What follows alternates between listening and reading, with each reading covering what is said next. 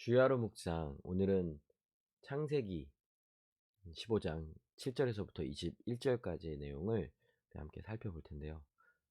좀 내용이 많죠. 그래서 좀 중요한 부분만 중심으로 해서 내용을 살펴보려고 합니다. 음, 하나님은 아브라함에게 또 다시 이제 말씀하십니다. 이 땅을 내게 줄 거다. 내 소유로 내가 너에게 줄 거다. 내가 너를 갈대아인의 우르에서 불러낸 것은 이 가나안 땅을 너의 소유로 너에게 주기 위함이다 라고 말씀하시죠. 아브라함이 가나안 땅에 지금 살고 있어요. 살고 있고, 그러나 그 땅의 주인으로서 정착하여 살진 않죠. 나그네와 같은 삶을 이제 아브라함은 살고 있는데요. 그러니 이제 지금 현실은 여전히 그 땅을 얻지는 못했어요. 하나님이 약속은 주어졌지만, 그러니 아브라함은 하나님께 이렇게 말하는 거예요. 내가 이 약속이 반드시 이루어질 것을 어떻게 더 알 수 있습니까? 어떻게 더 확신하며 살 수 있을까요? 무엇으로 알리까? 이렇게 말한다는 거예요. 사실 이렇게 말하면 하나님이 야 너는 이렇게 내 말을 못 믿냐 이렇게 할 만도 한데, 아브라함의 말을 듣고요, 하나님은 이제 9절에서부터 이제 이 아브라함과 언약을 이제 체결하는 것으로서 아브라함이 이 약속이 반드시 이루어질 것을 확증할 수 있도록 하십니다. 어, 여호와께서 아브라함에게 말씀하여서 3년 된 암소와 3년 된 암년소와 3년 된 순양과 산비둘기와 집비둘기 새끼를 가져올지니라 이렇게 이제 말씀하셨어요.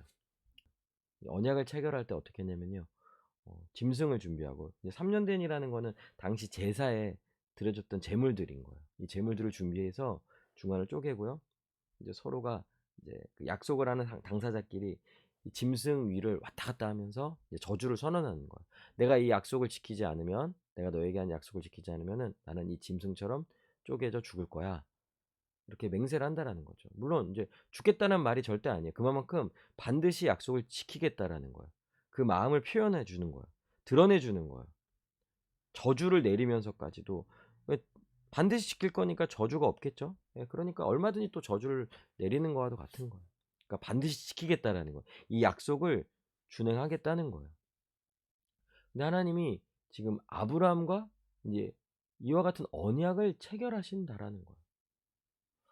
아브라함이 이걸 보면서 인제 또 어떤 생각이 들었을까요? 하나님 정말, 그러니까 하나님의 약속에 대한 확증을 인제 할 수 있는 거죠. 이 언약이 체결됨으로써. 하나님이 이렇게까지 이 가나안 땅을 나에게 주시려는구나. 하나님이 이렇게 나와 언약을 체결하시는구나. 언약 체결식을 통해서 아브라함은 이 약속 반드시 이루어지겠는걸 이렇게 인제 확증할 수 있게 되는 거죠. 근데 좀 특별한 장면이 등장하는데요.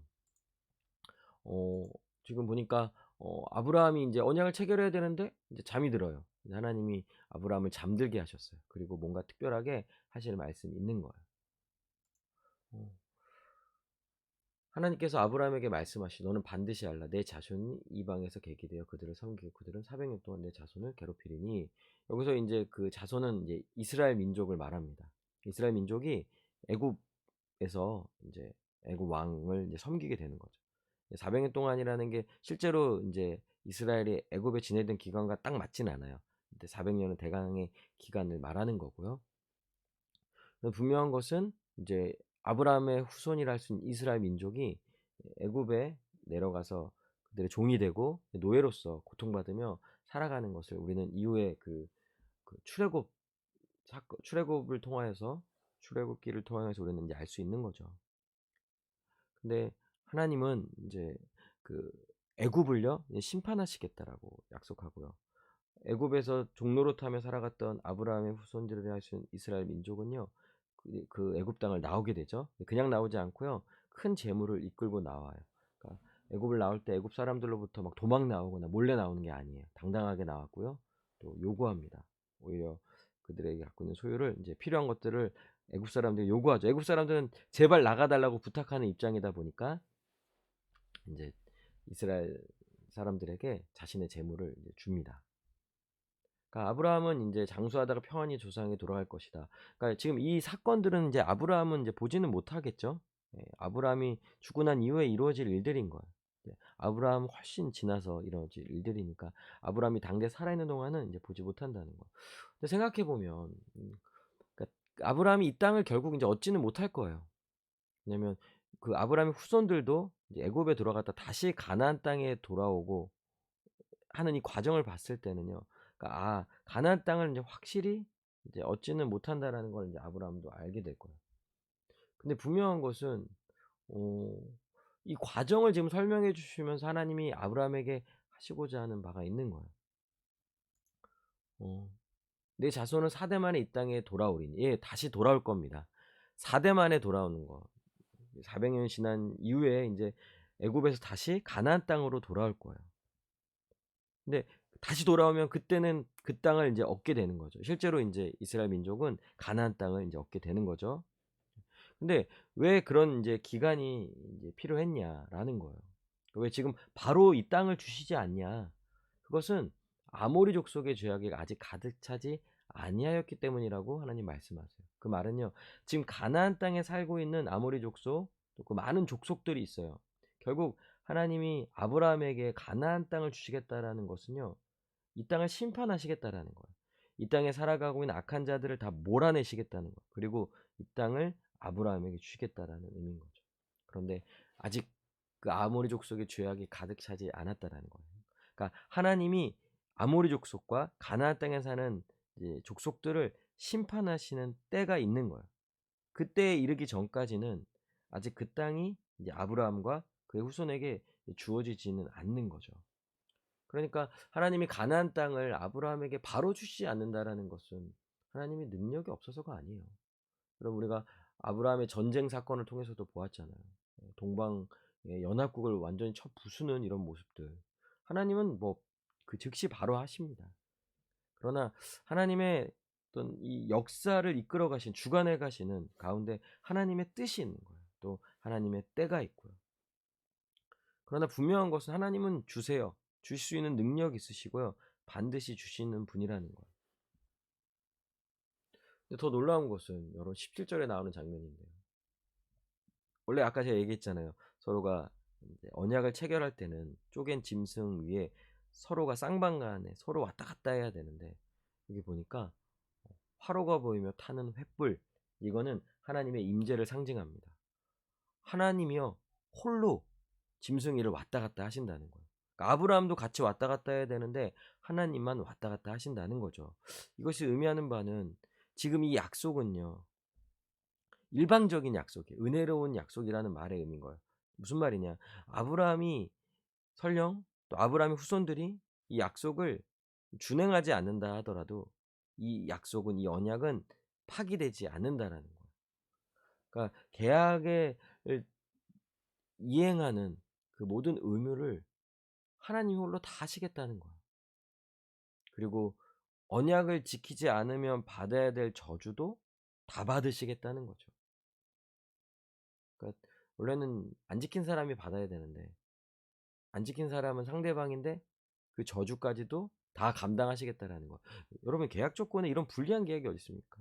상대방이 지키지 않으면 이 계약을 파기하는 그 모든 대가도 이제 다 자신이 다 치르겠다라고, 이렇게 계약서를 쓰는 사람은 이 세상에 아무도 없을 거예요. 그쵸? 근데 하나님은 놀랍게도 아브라함과 지금 이런 언약을 체결하시는 거예요. 그리고 다시 한번 말씀하시죠. 아브라함과 언약을 세워 이르되 내가 이 땅을 줄 거다. 이 땅을 애굽 강에서부터 그 큰 강 유브라데까지 내 자손에게 줄 것이다. 아브라함은 이 땅을 얻지 못해요. 나중에 나오겠지만 이제 막벨라 굴 하나를 얻게 되죠. 그러나 아브라함은 이제 막 못 얻었다고 실망하면서 죽지 않았을 거예요. 하나님이 환상 가운데 분명히 말씀하셨고 보여주셨거든요.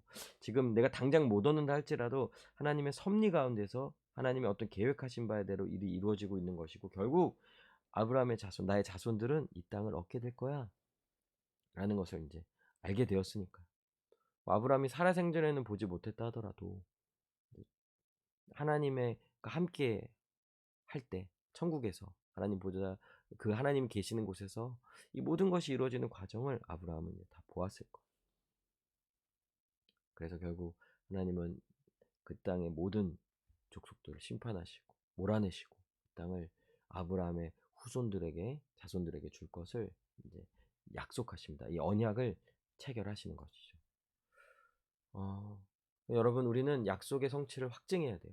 하나님이 주신 약속. 성경은 약속이에요. 하나님의 약속. 하나님이 우리에게 주신 약속, 교회에 주신 약속이죠. 근데 약속을 받았다고 끝나는 게 아니에요. 약속을 믿고 살아야 되는데 현실은요, 약속을 못 믿게 하는 거예요. 약속을 믿지 못하도록 하는 악한 세력들이 있고요. 세상에 상황, 우리 눈에 보이는 여러 상황들이 있는 거예요. 그때마다 우리는 이제 이 약속을 믿고 살아야 되는데 믿고 살지 못하니까 문제가 되는 거죠. 그러니 여러분, 아브라함도 이렇게 하나님께 요구했던 거죠. 어떻게 이 약속이 이루어질 것을 알 수 있겠습니까?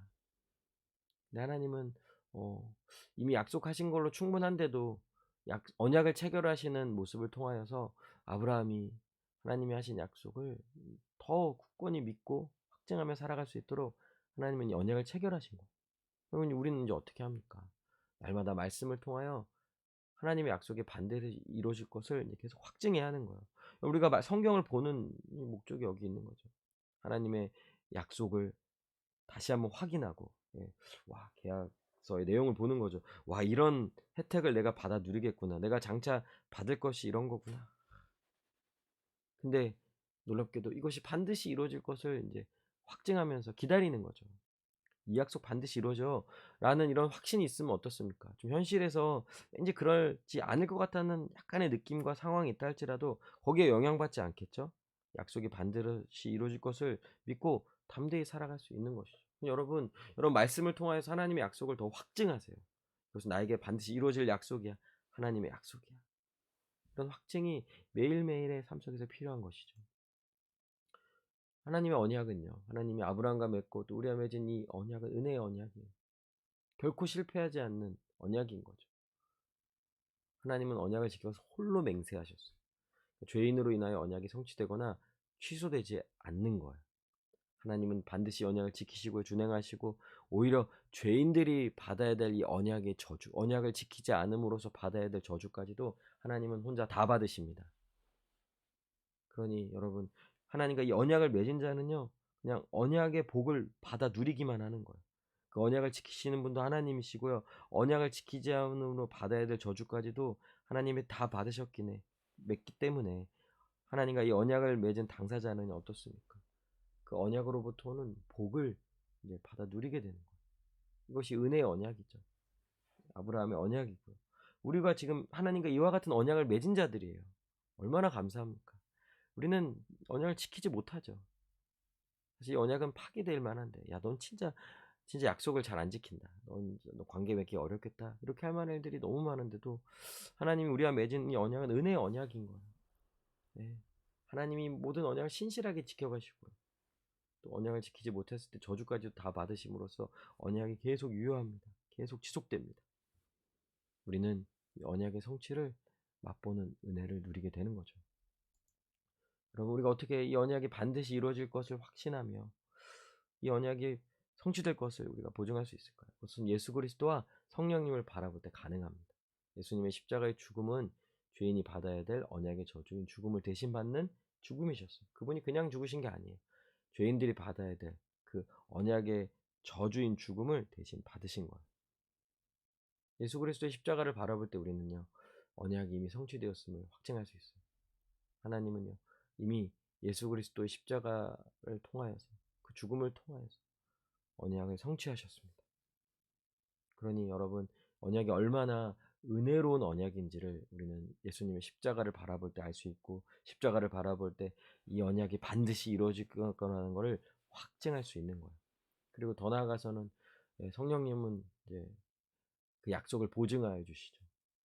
여러분, 그냥 십자가라는 예수님이 이루신 이 일들을 봄으로써도 우리는 약속을 확증할 수 있을 뿐만 아니라 성령이 우리 가운데 내주하시죠. 우리 내면에 오시는 거예요. 우리 마음속에 오시고 성령님이 오셔서 계속해서 말씀해 주시는 거예요. 주의 말씀을, 주의 약속의 말씀을 확증해 주시는 거예요. 보증해 주시는 거예요. 그러니까 성령을 받은 자는요, 이제 알게 돼요. 와, 이 약속이 진짜 이루어질 거다. 하나님이 보증하시거든요. 친히 보증하셨어. 성령님이 내 안에 계속 끊임없이 그걸 보증하신다는 거. 그러니 와, 예수 그리스도와 성령님을 의지하잖아요. 우리는 이 땅에서 하나님의 약속이 반드시 이루어질 것을 이제 확증하면서 살아갈 수 있는 것이죠. 여러분, 우리 날마다 말씀과 성령으로 하나님의 약속이 이미 성취되었고 반드시 완성될 것임을 확증하며 또 이 모든 것을 이루신 하나님께 감사하며 살아갈 수 있게 해달라고 기도합시다. 지금 또 당장 눈에 보이는 현실이 있어요. 이루어지지 않을 것 같고 왠지 안 될 것 같은 이런 상황, 당장 우리 눈엔 그렇게 보이더라도 여러분, 하나님 지금도 일하고 계세요. 하나님 반드시 약속을 이루신다라는 것. 하나님의 때가 있어요. 그 때를 기다려야 하는 것이죠. 그러니 우리는 하나님의 약속을 붙잡고 소망하며 살면 돼요. 하나님 반드시 그때의 그 약속의 모든 것들을 다 이루십니다. 그러니 이 약속을 붙잡고 약속을 확증하며 담대히 살아가면 되는 것입니다. 우리 함께 우리 간절히 기도하며 나아가겠습니다.